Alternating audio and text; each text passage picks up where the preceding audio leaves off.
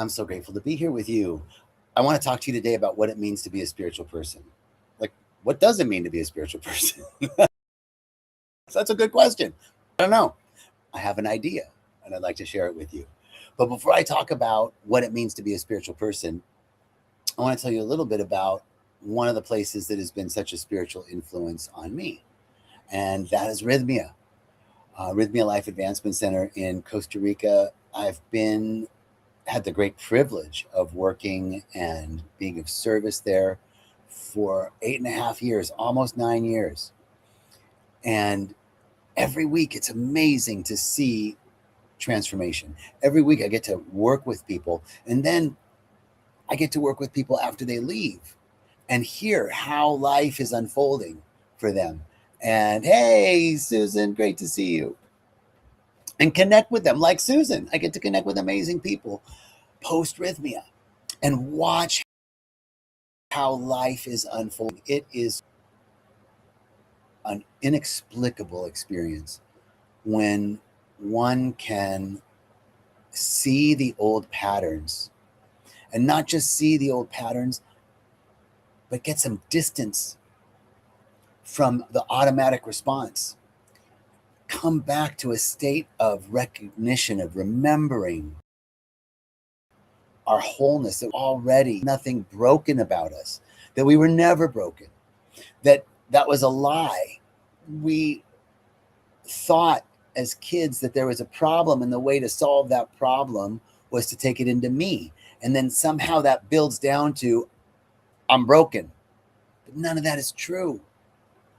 So when we get to see the lie behind the I'm broken story, come back to the state of wholeness, our original wholeness.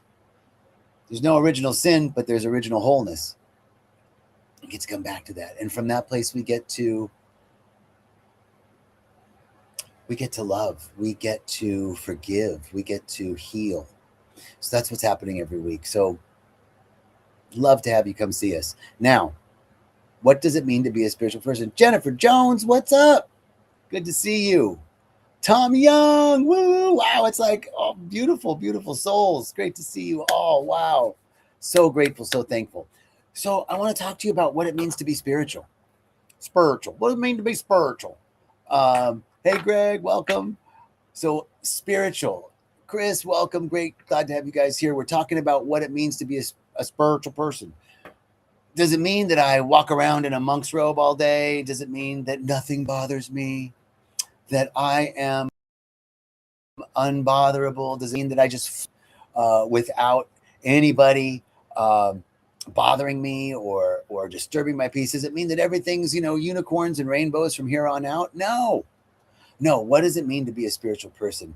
A mentor of mine shared this with a depth of what it means to be a spiritual person, and it's really stuck with me ever since.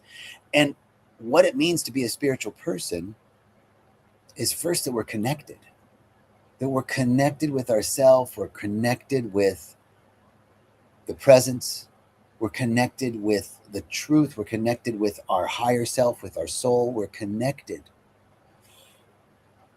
And then the second thing that it means is, so what we have to maintain this connection. How do we maintain that connection? Through our spiritual practice. And our spiritual practice isn't just what we do in the morning. Yes, it's important to have a morning practice. It's important to have an evening practice to anchor the day. But spiritual practice is what we do throughout the day. Also, how many times can I return? How many times can I come back? How many times can I interrupt an old pattern? How many times can I just be mindful? How many times can I be present to this moment, to right now? The practice of returning is super important for our spiritual practice. So connection, that's the first piece. The next thing is our insight. From that connection, we receive insights, we receive downloads, we receive guidance and clarity. We get to see and receive the truth from the highest part of us. The God within is us. The innermost God and the uppermost God are the same God. We are one. There's no separation. I am God. You are God, Goddess. We are the thing itself. I can't be separate. You know, the sunbeam can be separate from the sun, or the wave can be separate from the ocean. The wave is a unique iteration of a magnificent whole. It has its own expression, a unique expression, but it's not. That's us. So, hey, Bridget, great to see you too. Thank you, thank you, thank you. I'm so excited for my book too. I'm working on it, publishing by the end of the year. That's my goal. So the second part of what it means to be spiritual is this connection and the insight that we receive from that connection. That insight is the key, because that's where we get our guidance. That's where we get not intellectual insight, but something from within us that gives us the direction. It's a knowing, and it's coming from the truth. The answer is within us, right? We've heard that. Well, if it's within us, why is it so hard to hear it? Why is it so hard to figure it out? Well, because we're clenching, because we learned a long time ago that we got to protect ourselves and that we're not safe. Maybe we don't feel loved. Maybe we don't feel worthy. Maybe we don't feel enough. Maybe we feel rejected. Maybe we feel like we get left behind. Maybe we feel like everybody gets it but us. Maybe we feel like no matter how hard we try, it'll never happen. None of those broken or defective or morally bankrupt. Those are intelligent adaptations that we made as kids to learn how to survive. They ended up, in general, being a contraction. You know, when you put your lower back out, your back goes out, you're kind of bent over, and you can't just straighten up, right? Those muscles contract around the lower back to protect it until it can take it. Those muscles are going to be tight, and you can't just rip them open. That's the same thing with our emotional muscle. There was a contraction around something to protect it. And we can't just be like, an affirmation or a vision board or an intention. Those are all really great things. But we have to gently open up the part of us that has contracted so that we can receive those insights. And we gently open that part. One is by staying connected. One is by staying connected with the presence within us. And secondly, by doing the work of observation of patterns, that we observe our patterns. And as we observe our patterns, we can gently open up that pattern. We can see, that pattern of controlling, that pattern of protectionism, that pattern of defensiveness, that pattern of anger, that pattern of people pleasing, that pattern of hyper success, of withdrawal, whatever the pattern is, that pattern was a contraction because I didn't feel safe. I didn't feel loved. I didn't feel like I was enough. That was then. And yet inside, our emotional muscles are still contracted.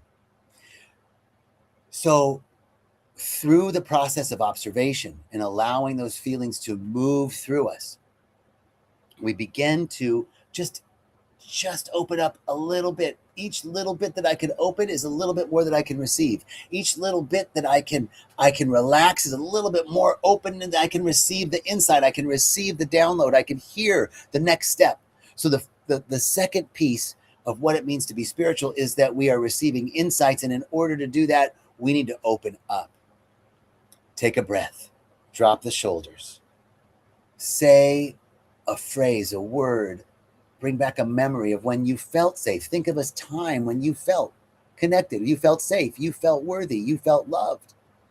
Let that begin to soften just a little. You don't have to blast it wide open. Let that soften just a little, and you'll start to receive the insights.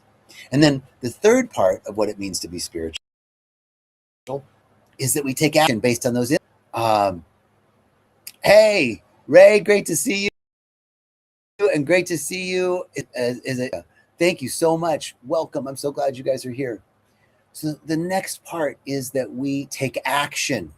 We don't just take action from fear. We don't take action from worry, from lack, from doubt, from limitation. We take action from inspiration, from our insight.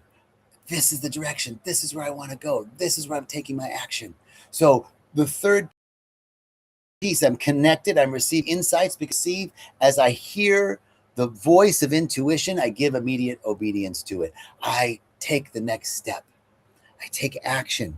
Insight wants expression. So we take inspired action, not from fear, not from pressure, not to be performative, like this is what it means to be spiritual, but from alignment. We take action from alignment. We take action from the truth of who we are. And that brings us to growth, the fourth step. The fourth step, once I'm connected, I'm receiving insights, I start taking action, I'm expanding, I'm growing. What are the actions that we could be taking? The action that we could be taking could be self-care. The action that we could be taking could be writing, making a commitment to write every day. The action that I could be taking is to find ways to be less reactive, more responsive. Find ways to return more frequently during the day. Insight. We want to get that connection, insight, action, growth. This is the arc of spirituality.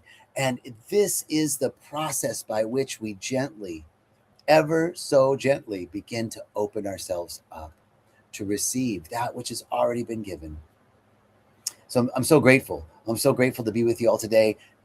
This is the transmission for today. What does it mean to be a spiritual person? To be connected, to anchor in our spiritual practice, to receive insights from that connection, to take inspired action based on those insights, and to grow just a little bit, inch by inch. It's a cinch. Baby steps, each step of the way. Thank you so much for joining us. I look forward to seeing you again next week. I look forward to seeing you at Rythmia, and I hope you have a beautiful blessings.